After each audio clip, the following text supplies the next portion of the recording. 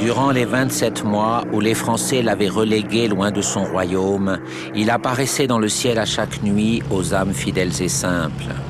Mais cette fois, c'est pour de bon, et les Marocains se sont déplacés de partout, en multitude, pour accueillir leur roi Mohamed V, qui vient de récupérer ses droits et dont le retour annonce l'indépendance prochaine.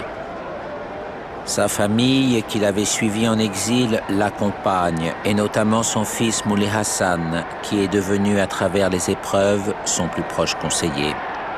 Après plus de 40 ans d'exercice, l'édifice complexe et puissant du protectorat imposé par la France se désagrège à vue d'œil. Même si le résident général, encore responsable des forces de sécurité, a veillé à contrôler discrètement d'éventuels débordements. Cependant, la plus grande sûreté est celle que procure le calme du roi et la joie des retrouvailles. N'a-t-il pas dit à ses enfants en arrivant « Désormais, je ne veux plus entendre le moindre mot de rancune ou de revanche ». Obtenu par le jeu des rivalités coloniales, arraché par la conquête qui se prolongera jusqu'aux années 30, pavé de sang et de romanesque, le protectorat est l'œuvre de Lyautey, aventurier militaire et artiste singulier d'une épopée personnelle. Lyautey, c'est un homme qui, en arrivant au Maroc, a compris qu'il y a là un État, même un faible, mais un État, et qui, je crois sincèrement, a voulu sauvegarder le Makhzen et a voulu appliquer le traité de protectorat dans la lettre et dans l'esprit. C'est sûr. C'était un homme incontestablement qui a compris que l'intérêt de la France était de préparer le Maroc à l'indépendance. C'était le rôle de la France. Il a voulu l'appliquer. La preuve, c'est que les ultras en France ont tout fait pour le faire partir.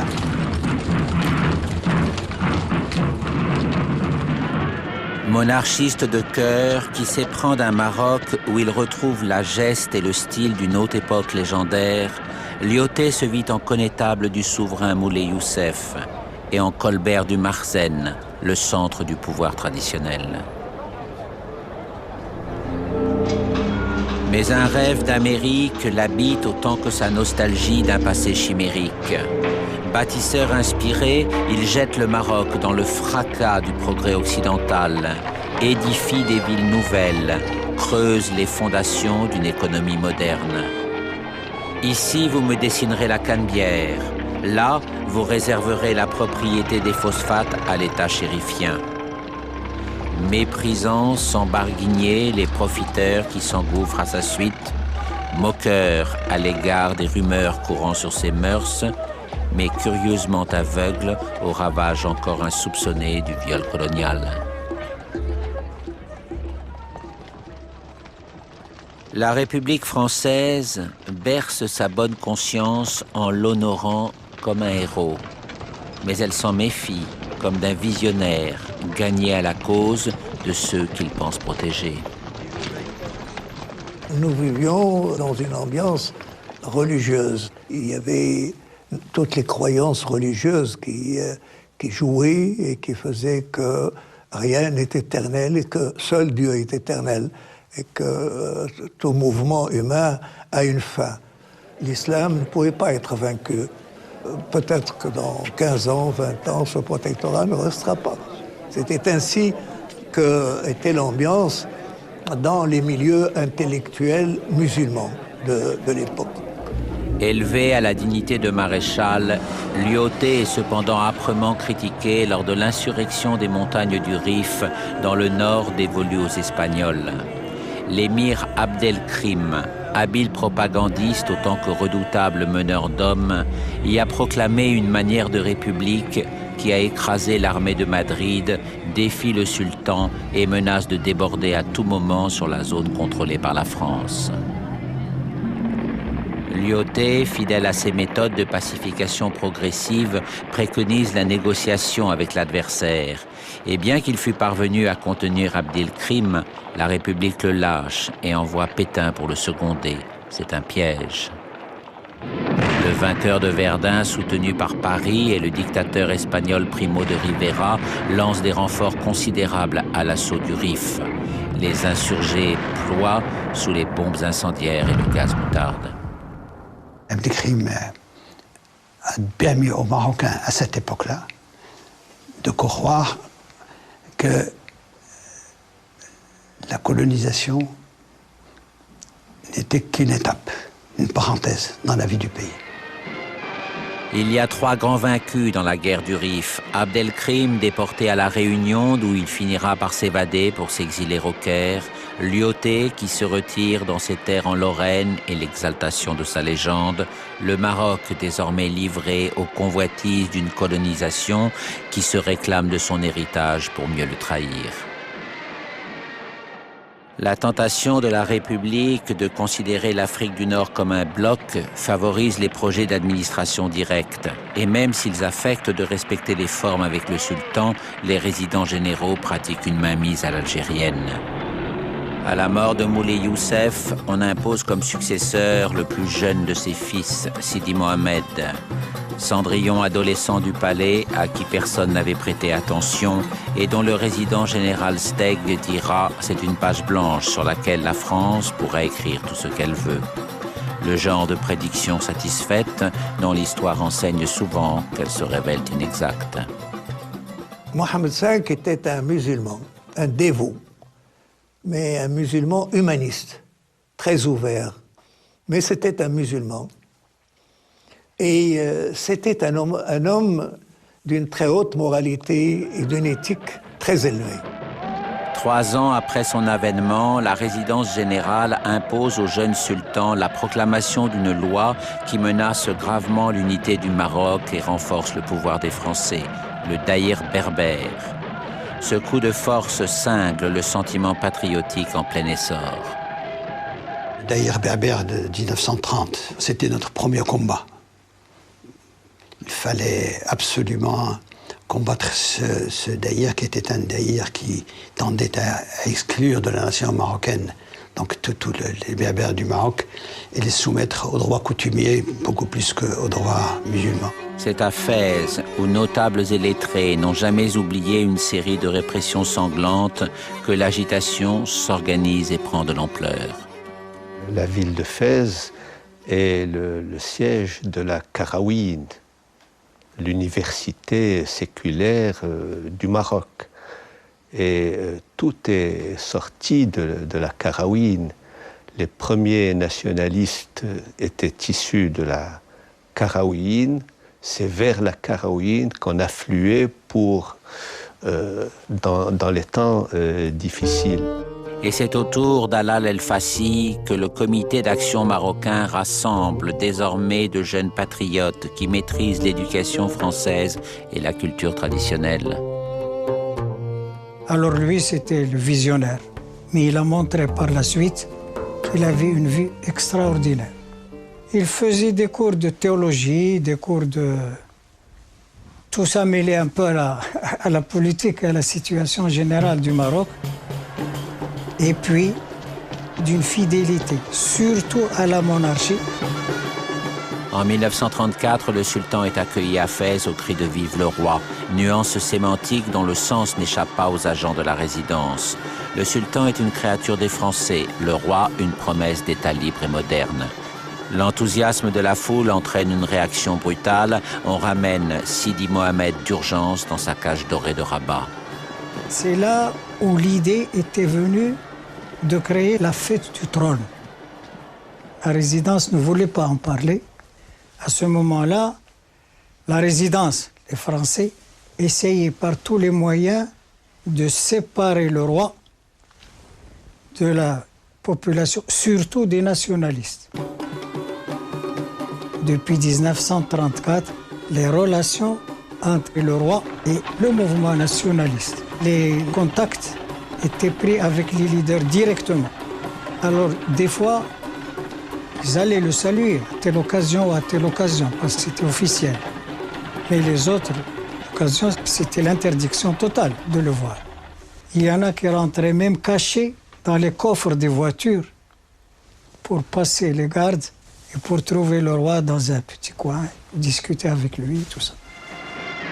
Le paternalisme suspicieux et condescendant de la résidence ne rate aucune occasion de vanter à Sidi Mohamed les mérites du progrès et de la technique de la puissance protectrice. Certains persistent à l'appeler le sultan des Français, mais qui sait ce que pense vraiment ce jeune homme, attentif à observer ce qu'on lui montre, comme à réserver ses réactions. Au jeu cruel des arrière-pensées, l'état de fait colonial met en scène une coexistence harmonieuse entre les Français et les Marocains. Cependant, l'essentiel des contacts répond à la nécessité et les deux communautés vivent séparées dans une stricte hiérarchie de pouvoir. La vie était adorable. Il n'y a pas de mots pour définir ce que pouvait être la vie pour un adolescent de 18-19 ans. On s'amusait bien, la vie ne coûtait rien. C'était vraiment le bien vivre, quelque chose d'absolument extraordinaire. C'était, on peut peut-être même dire, féerique dans une certaine mesure. J'ai mis du mal à me rendre compte. On était dans un espèce de cocon. C'était irréel presque. À l'encontre de la règle de Lyautey, les terres des confréries ont été partagées par les colons, prélude à la formation de grands domaines où la présence des domestiques alimente l'illusion qu'un paradis si bien ordonné fournit à chacun sa juste part de bienfaits. La propagande coloniale qui dégouline à flot sur l'opinion promène régulièrement le fidèle protégé et grand ami de la France dans toutes les manifestations où elle s'auto-glorifie avec éclat. Exposition coloniale de 31, parade du 14 juillet, visite à la mosquée de Paris, exposition de 1937, où l'on presse un peu le pas devant les bâtiments inachevés de la République et ceux plus insolents des dictatures. Le déclin de la puissance française, l'aggravation de la domination coloniale n'échappent pas au souverain silencieux, mais à qui pourrait-il confier qu'il étouffe de tous les égards trop empressés qu'on lui prodigue, comme de l'avenir fermé qu'on impose à son pays? À mon avis, il y a un homme qui a vu cela, c'est Léon Blum, qui très tôt a prononcé le mot d'indépendance. Tous les autres, y compris dans la gauche, pensaient qu'on mettrait fin à ce qu'on peut appeler les excès de la colonisation. Ils n'allaient pas beaucoup plus loin. La famille est le refuge des vies contraintes et l'éducation des enfants console de l'amertume du quotidien. Sidi Mohamed s'occupe constamment des siens et le petit Moulay Hassan, à l'intelligence vive et précoce, est élevé avec tout l'amour que suscite son charme. Et la sévérité qui fait admettre les zéros sur un carnet car on peut comprendre les accidents et sanctionne les notes médiocres car il n'y a pas de place pour la négligence dans le futur d'un prince.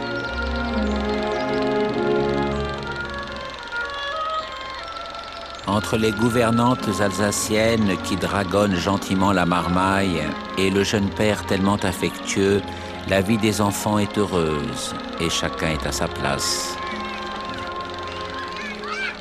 À l'abri des regards de la résidence, Sidi Mohamed peut s'accorder les moments de détente d'un homme de son temps, bien différent de l'image officielle qui le protège de ses protecteurs. À la piscine du palais, il faut seulement veiller à ce que Moulay Hassan ne fasse pas trop de vagues et apprendre aux petites à nager en toutes circonstances. Désigné par le Front populaire, le nouveau résident général Noguès renoue avec les méthodes de Lyautey. Homme fin et charismatique, Noguès perçoit la solitude du jeune sultan et le traite avec une attention nuancée de réelle affection que Sidi Mohamed n'avait jamais connue. Le général Noguès a installé une politique de rapprochement avec le souverain. Le souverain a trouvé auprès du général Noguès quelqu'un de souple, qui comprenait les choses. Noguès avait gagné la confiance de Sa Majesté Mohammed V. Une situation complexe pour le sultan. Cet homme qui se préoccupe sincèrement de lui lorsqu'il relève d'un accident de santé et qui suit de très près l'éducation de Moulay Hassan est aussi un résident à Poigne qui n'hésite pas à réprimer le comité d'action. Noguès résume toute l'ambivalence d'un protectorat qui se voudrait éclairer. Il y avait une effervescence nationaliste très forte. Et le mouvement nationaliste avait cru qu'il pouvait compter sur une alliance avec la gauche française pour accélérer les réformes. Noguès est venu, il a maté tout de suite le mouvement nationaliste. Il a pris une position, c'est lui qui a envoyé toute l'état-major des partis politiques en prison, et c'est lui qui a envoyé Al-Fassi au Gabon et qui a envoyé Ben Hassan Louazani dans le sud marocain. Donc il a instauré une politique de force. La guerre accuse encore l'ambiguïté de Noguès. Après avoir hésité à se rallier à De Gaulle, il range les forces dont il dispose dans le camp de Vichy. Respect de la discipline, analyse erronée de la situation, ambition personnelle. La faute de Noguès ne suscite qu'un seul écho chez les Marocains. La France de la défaite et de la trahison est affaiblie. Le sultan peut désormais lui résister.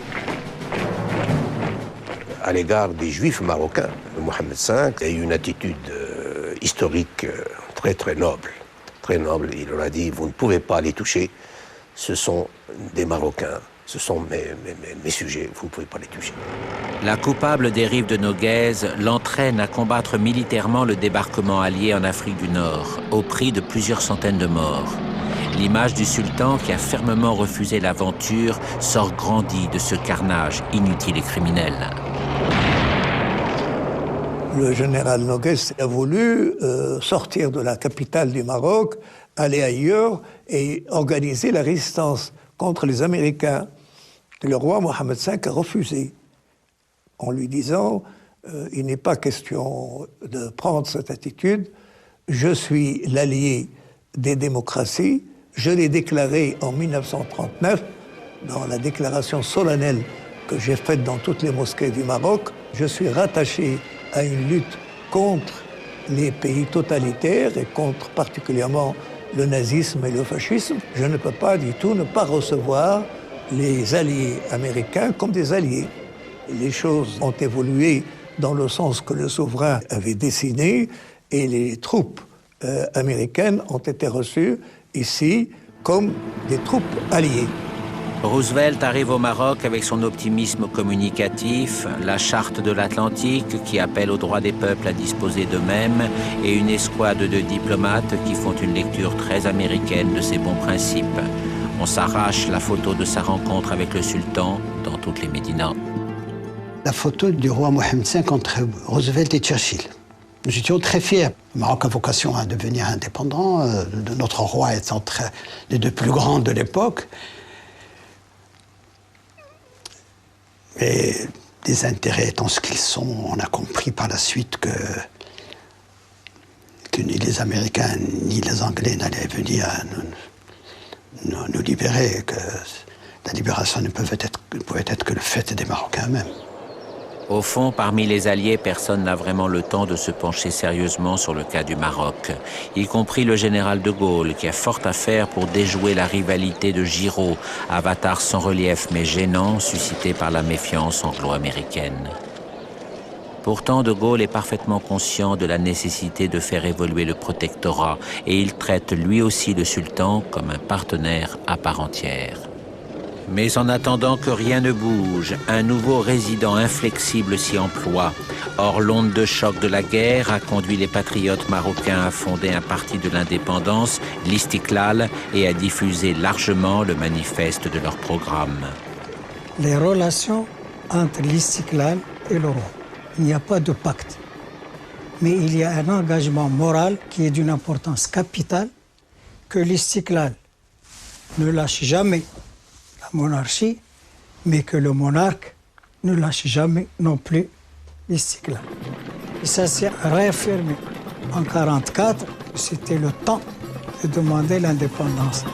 Pour les Marocains comme pour la résidence, il ne fait aucun doute que le sultan soutient l'action de l'Istiklal, même s'il refuse habilement d'abattre son jeu pour affirmer la position de recours qu'il est en train de se forger. En 1944, lorsqu'ils ont présenté le manifeste, la résidence a décidé le lendemain d'emprisonner, de cueillir l'Yazidi, Balafrej et un autre Araba.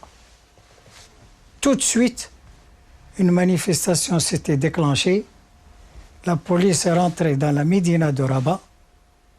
À ce moment-là, la police ou les gendarmes ont tiré, les autres se sont vengés. Il y a eu des morts. La répression implacable menée par la résidence démontre au sultan que la situation n'est pas mûre. Il désavoue du bout des lèvres l'Istiklal, mais il n'oubliera jamais le fleuve du sang déversé qui lui coule désormais dans le cœur. L'armée française a exécuté à Rabat, enfin dans le champ de tir de Témara, un certain nombre de jeunes qui avaient manifesté pour cette indépendance. On leur demandait de rétracter leur allégeance au mouvement pour l'indépendance et ils refusaient et ils étaient fusillés. Il reste un chemin, celui d'en appeler à De Gaulle. Le général est débarrassé des remugles de Vichy et des intrigues des Alliés. Il se parle d'homme à homme et le scénario d'une évolution significative du protectorat est relancé. De Gaulle y met le grand style qu'apprécie le sultan.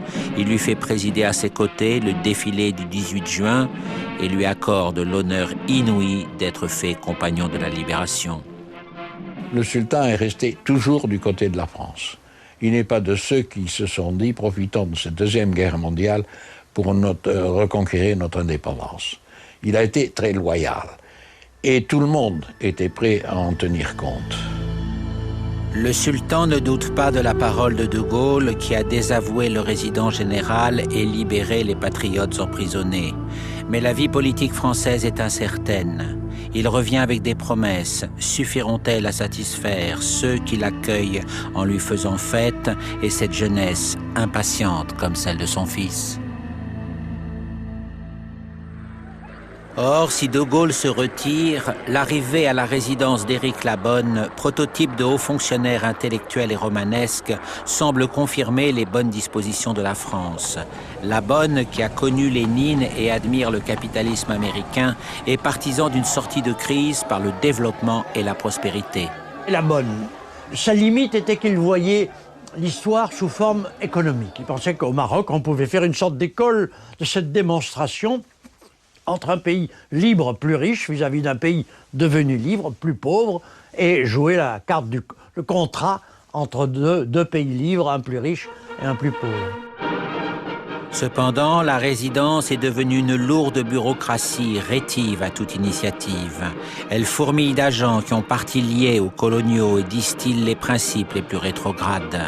Parmi eux, le chef de la police de Casablanca, maître d'un calendrier où les résidents passent tandis que les flics demeurent, mine en permanence les instructions de la bonne. Ce contre-pouvoir porte un nom, Boniface. Boniface était à la direction des affaires politiques, qui est la direction qui était à côté du résident général qui gérait le Maroc. Et il était le patron du Maroc. Il avait une intelligence vive, mais c'était un comploteur né et un adepte intégral de la colonisation directe. Et il avait presque une haine aveugle contre le monarque et la monarchie.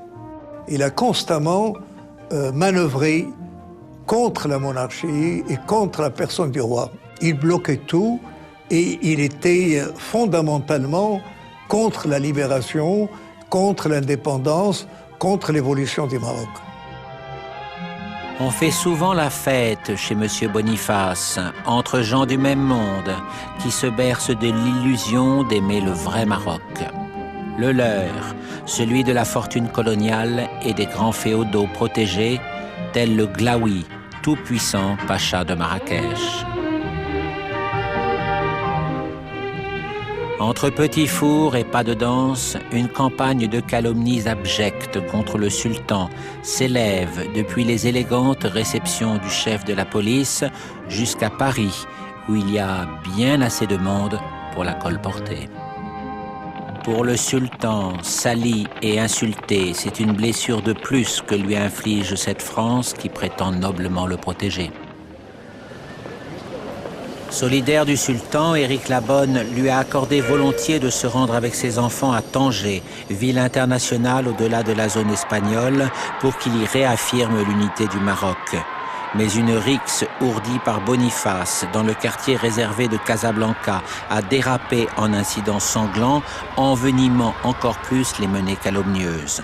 Ulcéré, le sultan néglige ostensiblement le couplet obligé sur l'œuvre de la France dans le discours qu'il prononce et qui reprend le programme de l'Istiklal.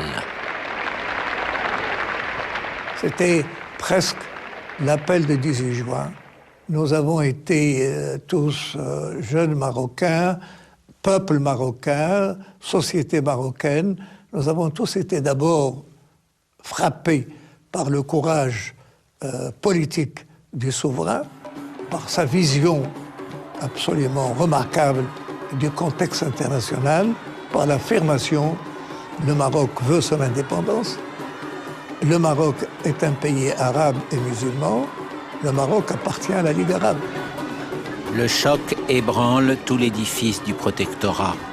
Après 20 ans d'un règne prisonnier, le sultan scelle définitivement son alliance avec le peuple dont il est désormais le roi incontesté. Mais en retour, ce même choc abat aussi Labonne, accusé par le parti colonial de s'être fait naïvement duper par le souverain. Le sultan a été poussé par un entourage de jeunes gens patriotes qui disaient bon, ça suffit comme ça. Certains pouvaient penser même qu'elle était allée trop loin pour se débarrasser de Labonne, qui était un trop bon Français. Le discours de Tanger ouvrait une période critique. Et la France y a répondu, ah, vous voulez une période critique? Eh bien, on vous envoie un gros bâton. Et ils vont voir ce qu'ils vont subir. Le gros bâton, c'est Juin, pas encore maréchal et forte personnalité militaire comme les aiment les socialistes de la 4e. Très informé des affaires d'Afrique du Nord, mais les jugeant à l'aune de ses origines pieds-noirs. Juin pense Alger quand il arrive à Rabat et Contagion sur sa terre natale lorsqu'il considère l'Istiklal et le sultan. Ce sont deux emmitouflés qui se font face, l'un dans son burnous, la mine maussade derrière ses lunettes noires, l'autre dans sa méfiance, galonné de manière brusque. Juin est venu avec un programme de réformes fallacieuses, le sultan refuse de les promulguer, c'est l'impasse. C'est le général Juin qui a raffermi la politique de menacer le roi. Il a demandé que le roi condamne l'Istiklal et les dirigeants de l'Istiklal comme agents de l'extérieur, comme communistes, parce que la Grande Guerre froide avait commencé. Il voulait l'une des deux alternatives. Ou bien supprimer l'Istiklal et l'anéantir, et donc laisser Mohammed Ben Youssef tout seul, ou bien, s'il ne se résout pas, briser le sultan et l'exiler. La farandole des voyages inutiles à Paris a repris. Le sultan n'est pas dupe de ces sempiternels honneurs qui visent à l'endormir, mais lui permettent de mesurer à quel point l'opinion française se refuse à la fin du protectorat. On est en pleine guerre froide. Juin, qui ne le lâche pas d'une semelle, voudrait lui arracher l'interdiction du Parti communiste. C'est encore un non, sans appel. Les divergences qu'il a eues avec le général Juin, Mohamed V s'est refusé à interdire le Parti communiste marocain. C'était, comme il disait, ses fils comme les autres, quoi. Juin saisit alors la carte que lui tendent Boniface et ses séides, celle du Glaoui, le pacha de Marrakech, qui nourrit à l'égard du sultan une animosité aussi ancienne que l'histoire de la lutte des féodaux contre le Marsène. Après l'échec du voyage du roi en France, le Glaoui est entré chez le roi en lui disant « Tu dois choisir entre moi et le parti de l'Istiklal ». actuellement, c'est le parti de l'Istiklal qui te dicte ce que tu dois faire, alors que c'est moi et mes amis, c'est-à-dire tous les féodaux, qui traditionnellement sont des appuis. Le roi l'a chassé.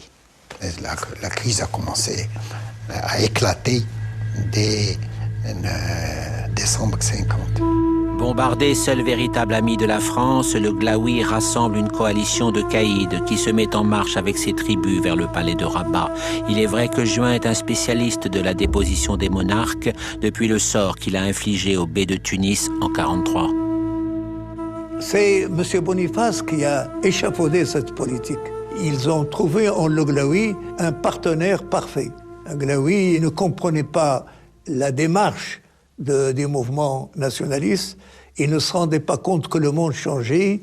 Il ne se rendait pas compte qu'il y avait un mouvement de libération partout dans le monde et que le Maroc était un des premiers à avoir adhéré à ce mouvement. Le sultan a signé les pseudo-réformes sous la menace, mais Juin sait fort bien qu'il ne s'agit que d'un repli stratégique. Il doit rejoindre l'OTAN et se cherche un successeur de sa trempe. En attendant, pas de crainte pour l'intérim, l'efficace Boniface est fidèle au poste. Il triomphe même dans cette coupe de football qu'il confond avec la politique marocaine. Pour lui, c'est match gagné par l'équipe de France avant le carton rouge pour le sultan. Aux marges de l'œuvre de la France claironnée sans nuance, le bouleversement de la société marocaine entraîne vers les cités un immense cortège de laissés pour compte qui s'entasse dans des bidonvilles où les nationalistes moissonnent sans cesse de nouveaux militants.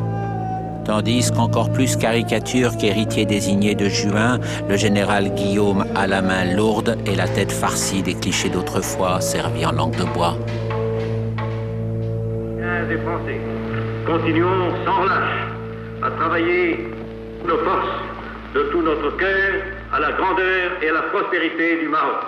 En 1952, tout le monde, tous, presque sans exception, au fur et à mesure que le temps avançait, ont ramassé de toutes parts.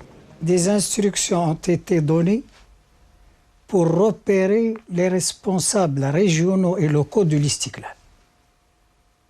Alors tout l'appareil, et on a accueilli tout le monde. Les responsables dans chaque région. Depuis 1948, on préparait ça. Et en 1952, on a mis à exécution.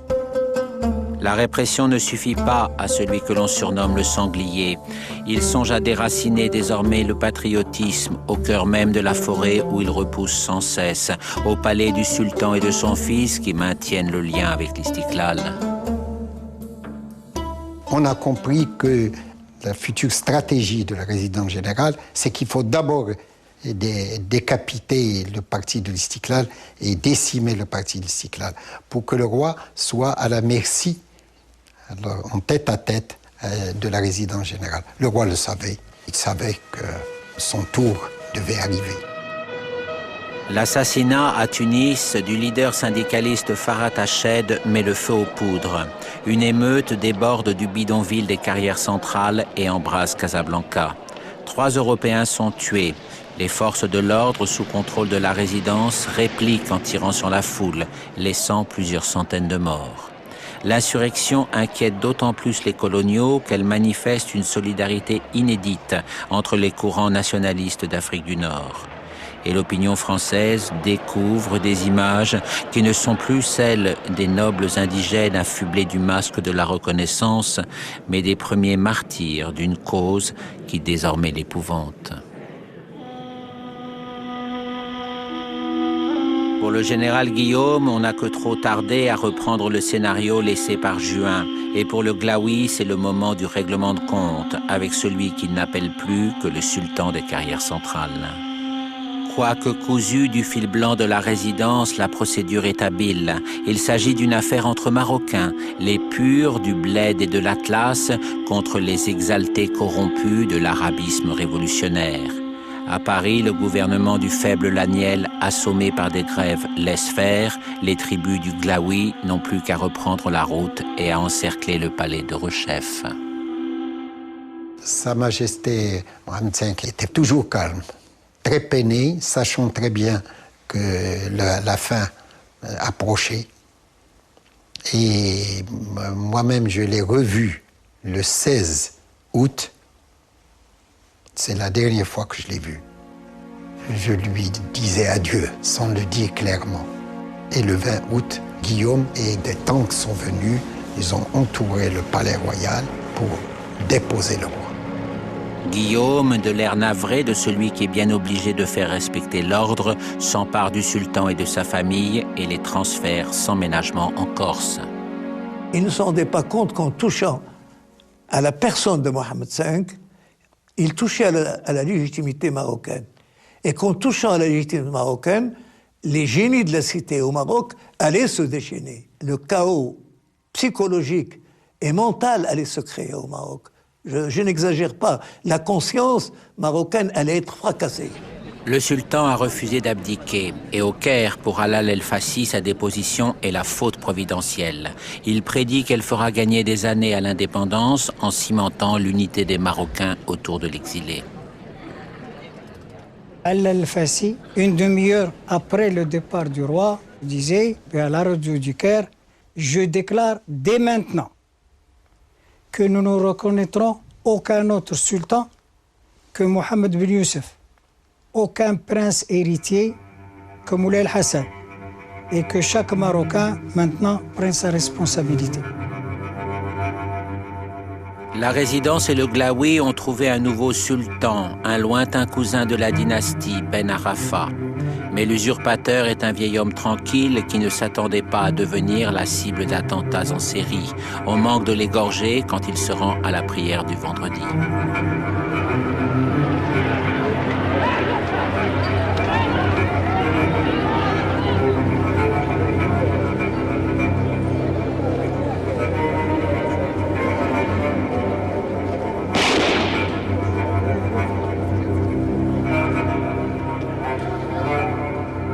Peu après, une rafale de mitraillettes le rate de peu. Ben Arafa découvre les servitudes du métier de souverain fantoche. Il ne sortira plus de son palais, ombre docile, signant les documents que lui présente la résidence, qui s'illusionne naïvement d'avoir à sa main le sultan idéal. Cependant, au dehors du palais, la situation est de moins en moins sûre. Un attentat au marché central de Casablanca décime acheteurs et commerçants européens. Un fossé de sang sépare désormais les communautés. Et parmi les modestes expatriés qui n'ont plus d'attache en métropole, le mouvement Présence française réclame toujours plus de répression à un Guillaume débordé, tandis que certains éléments glissent dans le contre-terrorisme aveugle. Informé par Jean Védrine, François Mauriac alerte alors l'opinion française. Mon père, François Mauriac, a mis dans la balance son prix Nobel et il a courageusement pris le parti de l'indépendance du Maroc, presque contre le gouvernement français, mais surtout contre la puissance extraordinaire que représentaient à ce moment-là les Français du Maroc, et puis surtout, il faut le dire, l'armée. C'était des gens comme le général Guillaume, qui disait des Marocains, je vais leur faire manger du foin. Les lecteurs du Figaro se désabonnaient en raison des prises de position que prenait cet académicien gauchisant, n'est-ce pas? Il a donc quitté le Figaro, et c'est là où il a commencé ses express, ses bloc-notes. Quand les piles de bloc-notes arrivaient sur les kiosques des Champs-Élysées, j'étais stupéfait de voir les gens s'arrêtant et commencer la lecture du journal par le bloc-notes de François Mauriac. J'avais envie de leur toucher le bras et de leur dire, vous savez, c'est mon père, tellement j'étais fier et heureux. Et c'est là où il a continué à militer pour l'indépendance du Maroc. Le sultan a été finalement déporté à Madagascar, dans l'univers fantomatique du palace délabré d'Antsirabé, où les cafards ont remplacé depuis longtemps les coloniaux qui y soignaient mornement leur cirrhose tropicale. L'exil, c'est un point essentiel dans l'histoire du Maroc. C'est pas seulement mon père ou ma famille, mais c'était tout le peuple marocain. Tout le monde était touché. Les 3 ans d'exil de Mohamed V, plus il était loin du Maroc, plus il était dans le cœur des Marocains. L'exil, c'est ce qui a rapproché le plus le père et le fils. Moulay Hassan est devenu le confident de son père, l'ami de son père. Et je pense que la concrétisation de métier de roi de Hassan II a été fait donc à Antsirabe, à Madagascar. Or, le souverain persiste dans son refus d'abdiquer, malgré les délégations venues de Paris qui lui font miroiter vainement un exil plus confortable en France. Le remplacement de Guillaume par un résident général civil ne change rien. Le Maroc s'enfonce dans le cycle infernal des violences et de la répression. La nuit, on monte sur les terrasses pour voir le visage du roi sur le croissant de lune. Le jour, la rue s'embrase et les femmes ne sont pas les moins ardentes à brandir son portrait avec celui de sa fille aînée, Lala Aïcha, apparue dévoilée lors du discours de Tanger. Les collaborateurs présumés des Français tombent sous les balles des militants que pourchassent les contre-terroristes. Il y avait des répressions terribles, des condamnations à mort, des exécutions. C'est à ce moment-là que s'était déclenchée alors la grande résistance.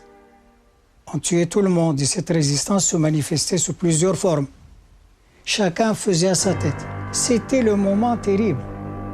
Coups de main sur les routes, colons égorgés. Au récit terrorisant de massacres d'Européens sauvagement suppliciés, répond l'écho sinistre des ratonnades et des tortures. À force de changer de camp, la peur règne partout. On avait franchement peur. On avait peur, c'était la peur du blanc, une peur instinctive, une peur bête, une peur irraisonnée et irraisonnable. L'assassinat par des contre-terroristes de Jacques Lemaigre du Breuil, prépondérant acquis à la négociation, comme beaucoup d'autres industriels, pour sauver les réussites de l'œuvre française dans le cadre d'un Maroc libre, sonne le glas d'une politique désormais sans issue. Jacques Lemaigre du Breuil, c'est un homme qui a fait beaucoup pour la cause marocaine.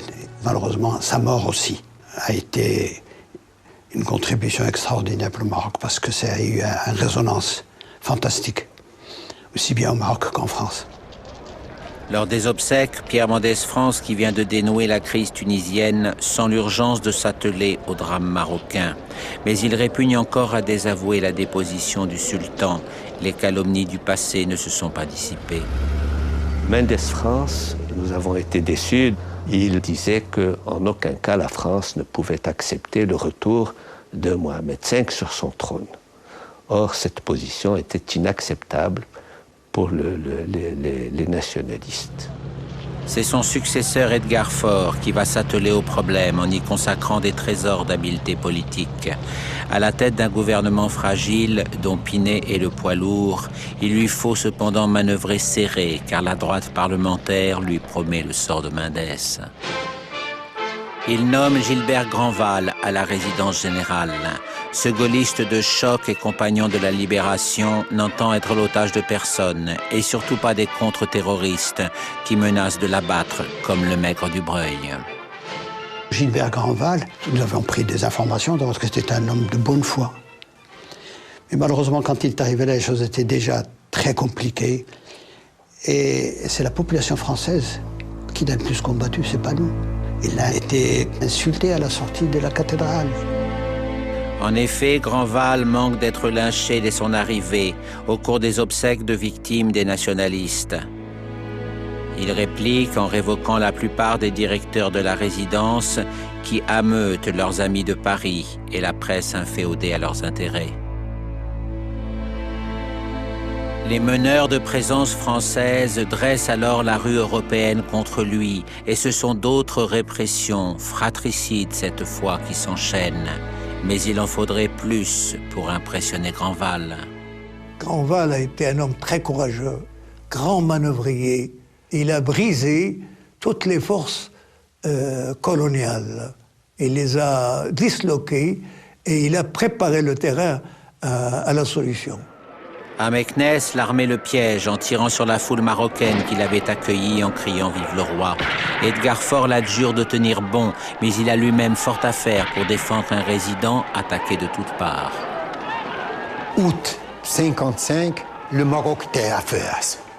Les Français n'osaient plus approcher des villes dites indigènes et inversement, les Marocains, on leur interdisait d'aller chez les Européens.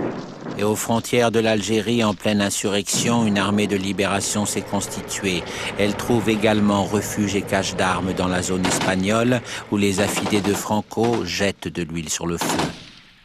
Grandval a un plan, obtenir le départ d'Arafat et ramener le sultan exilé en France. L'habileté d'Edgar Faure lui dicte de lâcher d'abord un Grandval carbonisé pour l'appliquer en douceur. À Aix-les-Bains, paisible cité thermale, où Pinet passe tranquillement ses vacances, Edgar Faure invite une pléiade de notables marocains pour d'aimables entretiens qui n'engagent à rien. Mais si, je vous l'assure. Le Glaoui, bien évidemment, et puis le grand vizir centenaire, qui a servi le sultan exilé. Et tant qu'on y est, pourquoi pas des nationalistes modérés qui aiment encore la France? Pinet se résigne à une cure d'un tout autre genre. À Aix-les-Bains, au début, on a parlé d'entretien, pas de négociation. On écoutait les Marocains exposer leurs problèmes. Et puis petit à petit, nous avons un petit peu progressé en parlant de négociation. Tiens, voici Maître Bouhabid, le brillant avocat de l'Istiklal, un négociateur aussi avisé qu'Edgar Faure. Et qui sont ces messieurs que l'on ne connaît pas et qui étaient en prison il n'y a pas si longtemps? Décidément, le président du Conseil a l'art de se faire des relations dans tous les milieux. Mais il n'est plus temps de tourner autour du poteau rose, et devant Schumann, Épinay, Médusé, Edgar Faure laisse de plus en plus de place au point de vue des nouveaux arrivants. Pourquoi vous avez cette obsession presque fétichiste, comme disait Edgar Faure, de demander le retour du roi avant toute discussion? Vous avez une chance de faire une double révolution. Pourquoi ne pas mettre en place des institutions démocratiques? Mais on sentait très bien que c'était un combat d'arrière-garde pour essayer de trouver d'autres interlocuteurs.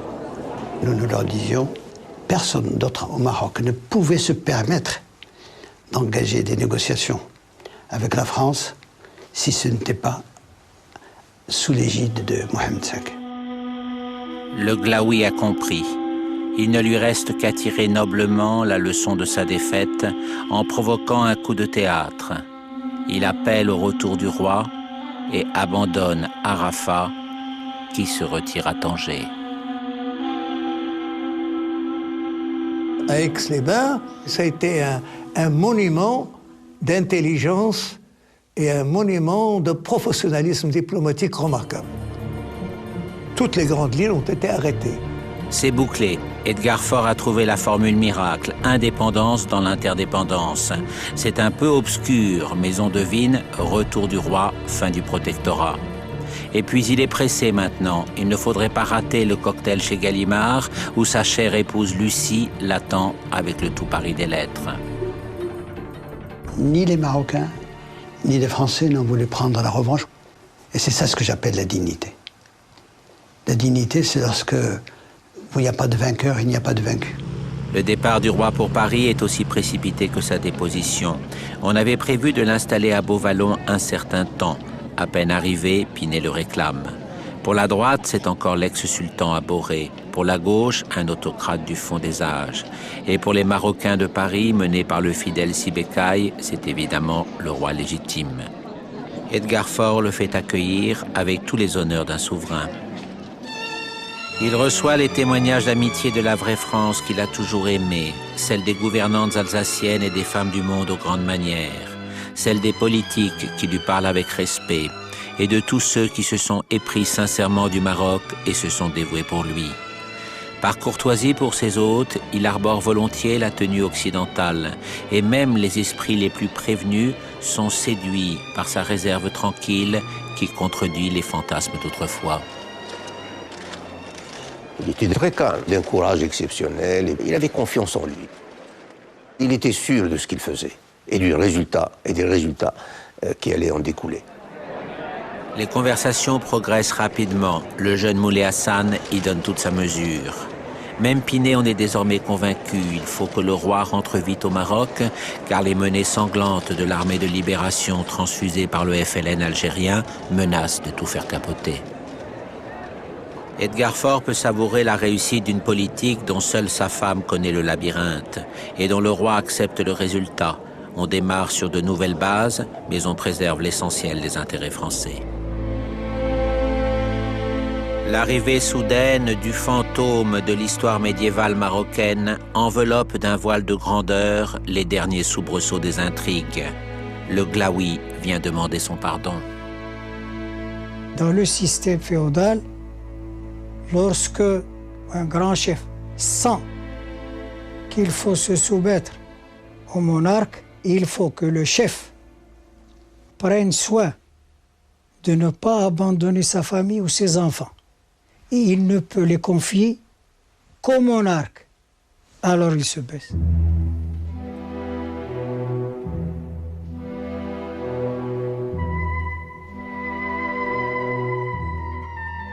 L'opinion internationale est évidemment saisie par la force pathétique de la scène, où l'on admire la mansuétude du souverain comme la noble humilité du prosterné.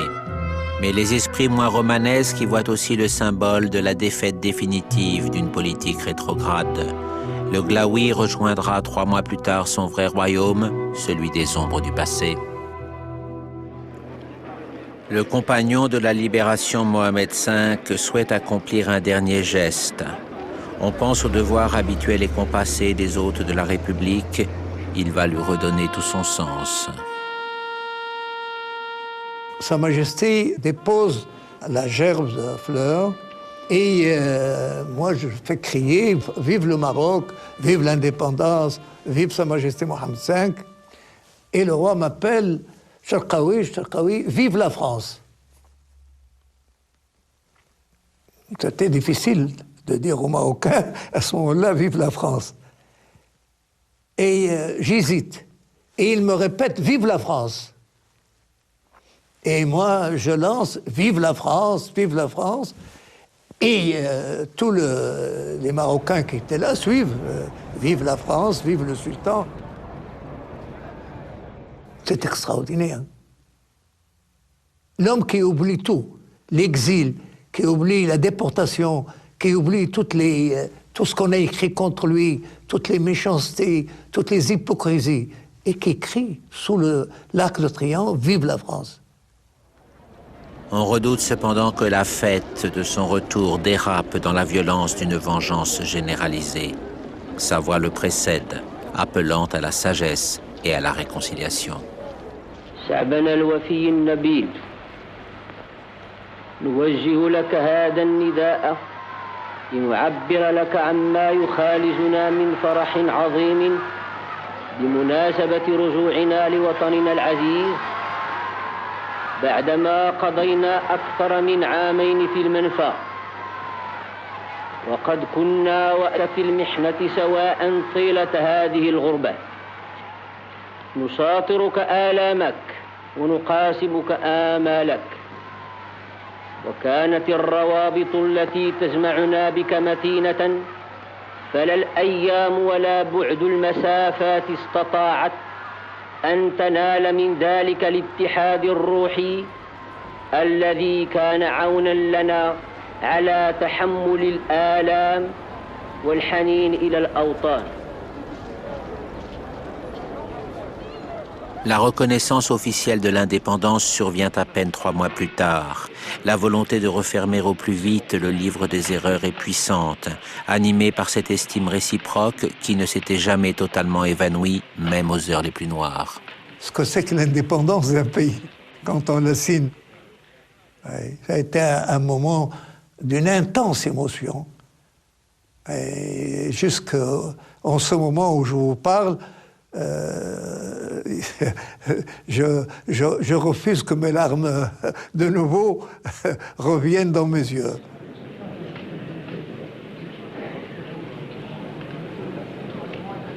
On était perdus, on ne savait pas, est-ce que c'est vrai? Est-ce que c'est vrai? Est-ce que nous sommes indépendants? Après avoir obtenu de Franco la fin du protectorat sur la zone espagnole, une autre histoire qui n'est d'ailleurs pas tout à fait close, Mohamed V regagne Rabat dans ce perpétuel déferlement de liesse qui ne s'est pas apaisé depuis son premier retour. Il est temps maintenant de commencer à bâtir l'État moderne d'un Maroc indépendant.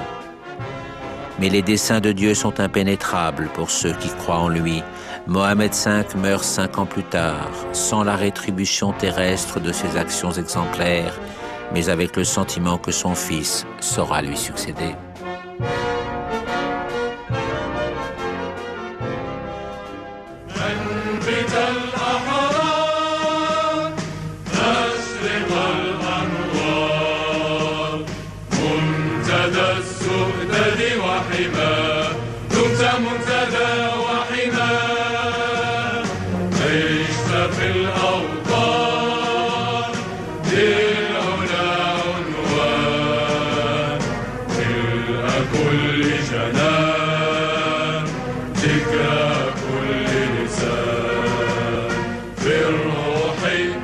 بالجسد هب فتاك لب نداك في فمي